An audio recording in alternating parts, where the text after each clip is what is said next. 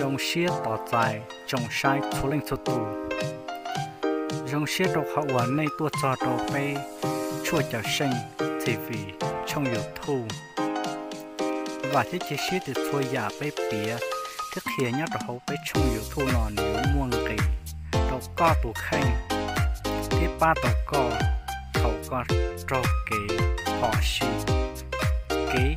một riêng một nạ giờ bỏ dùng cả lý ca xếp sạc thọ thao cá bê thia một châu lô chính tổng cô cho video biết cho tới đây chua nhớ đồ học của trong yếu thu nọ do cho ua kế cầu sư do tia lanh tư nay do cử chua chỉ cú cá xia cho đồ này xí vì cũng trên hai tiền này nhưng giao xí tới đây chua tới giao hiểu tới mò rồi ta chỉ do tiền này chỉ do ý tụ cử chua lo xí này chỉ tàu giao xí tới đây chua chỉ bỏ cá cho cái xí này rồi chế này chỉ cho là tàu là xí vì hai tiền này chỉ tàu bao cho ý tụ mò nửa mò lì chả thì nửa mò xí mò nhà nửa mò bị chơi giả nếu lúc chế bộ chuyện mua do tí tàu tụ chua ấy có mua tàu nửa hòn tàu do linh tàu do tiền này xa tàu kế xí là xí này xa xí này rồi ê vấn đề này chủ tàu xong tàu tụ tàu của trong Facebook hay tiền chua chảo sinh chỉ vì là xí xong tàu tàu cá của ra video của cho video của yuan nu này chỉ tránh cho này tụ mò vấn đề thầu của bố này xí do này chìm lông lù chìm lông của hải thầu mua tính mình lợ này do tụt sầu tròn tàu nhớ trong nó nhớ trong to rồi trong sai thua lên cho tụi nó vô cho bé sớ đại một sai cho rồi nè tụi chua đã nó giờ nó vậy tụi chua của nữ dân muôn tàu cơ thì nữ dân ngoài giống cơ thì thế nó ta chỉ tụi nó mà bé mong mà phản trong bé chỉ bao xí nó do vì lý cha vì tụi nó mà nữ dân ấy tụi tỏ cơ thì thế nữ mà dân mà tỏ giống giả lý tê vơ thôi do vơ có chó tê nào vậy cam lông trong này bỏ nó nữa cam lông muốn chỉ đau chờ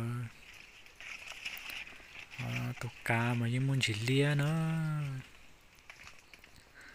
cam lông nó mà nếu như cu tỏ nành chờ theo tụ nó mà nếu như lia chờ tụ cá nè cá lia chờ thì nó nữa tụ nó mà nếu muốn chỉ một tàu á tụi cua mà nhỏ nó giờ lúc vơ nó lúc vơ dùng này bỏ nó vậy của đau lúc vơ lọt bé sai lúc vơ mà cô lúc vơ là chỉ lúc cỏ nữa vậy chỉ cô dùng cái giả liver thôi do là chỉ có thôi do ta ta chỉ nữa mẹ cháu xưa nè họ cũng chia ít khó được bé sai nè lúc lâu trong chua lúc lâu khía nó lúc lâu mà hơi chua khía nó vào mà nó chỉ lo lua on tì sư cho cá nữa hay cho khó cái xí cho trong là tùa chua là nó mà bé xí ở lúc cỏ là chỉ lúc vào sư mà tụi nó mà cú chỉ bao thì cho niệm bê cho nên hôm nay cha thế giờ nó chỉ cú bao thì nếu như tụi chui trong hành thế họ và trong chắp lợn thế và muốn cái chan là tụi và chuồn là nó này rồi nếu như trong tôi cho móc lá nữa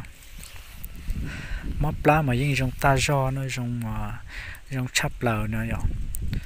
mà nếu cú trong tao nên tao giả thế ta chỉ do móc lá mà nếu học ở trong cha xử lý do có móc lá này giờ chỉ có một mua tụi nó có một mua cho lọt thâu hậu xưa nè có mua là thâu thâu còn mà muốn bảo mua cơ nữa thâu còn muốn mua cơ chỉ có chỉ là hậu thì nó thì nó cho vợ này họ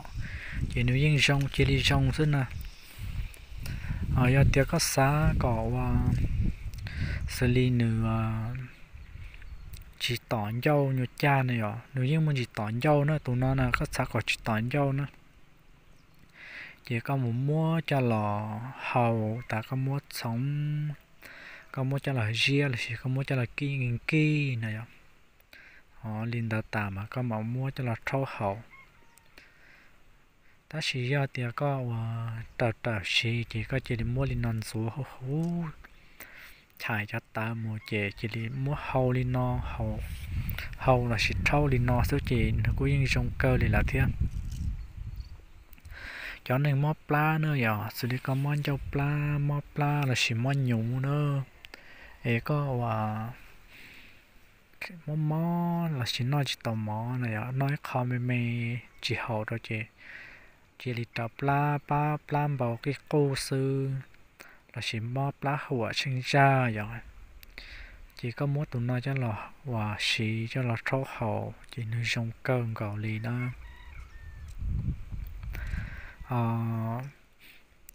tụi nó này giờ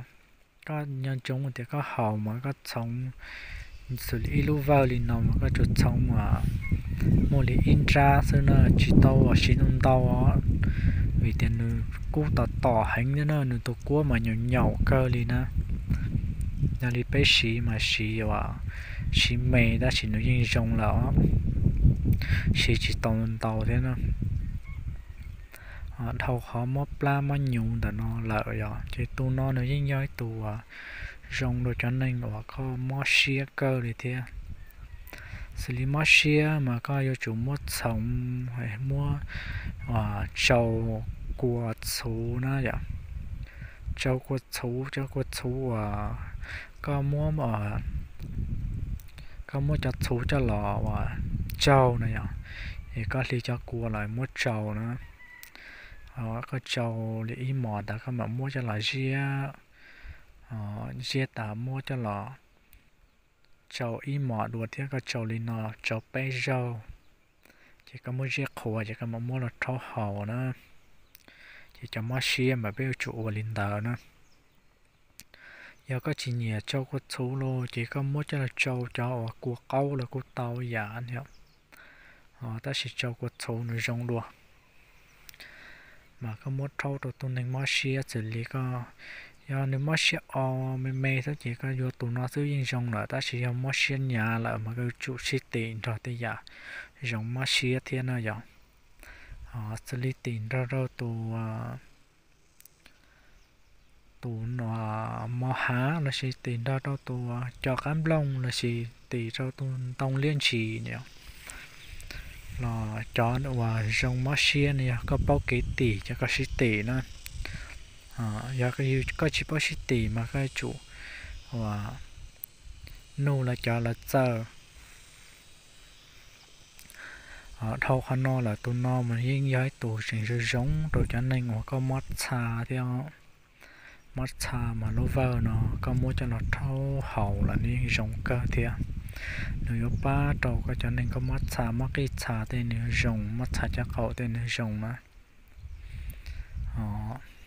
chỉ nếu riêng giới khó dạo và giống cơ đi theo ta xin nhân giống hay thì tụi nó này khó và giống chấp lờ mà hay giống đồ mắp la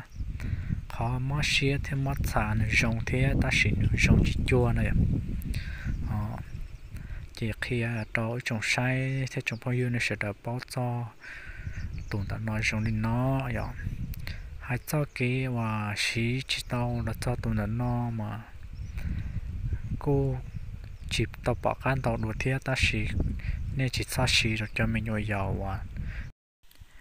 chỉ tao mua li bé lúc xong này vậy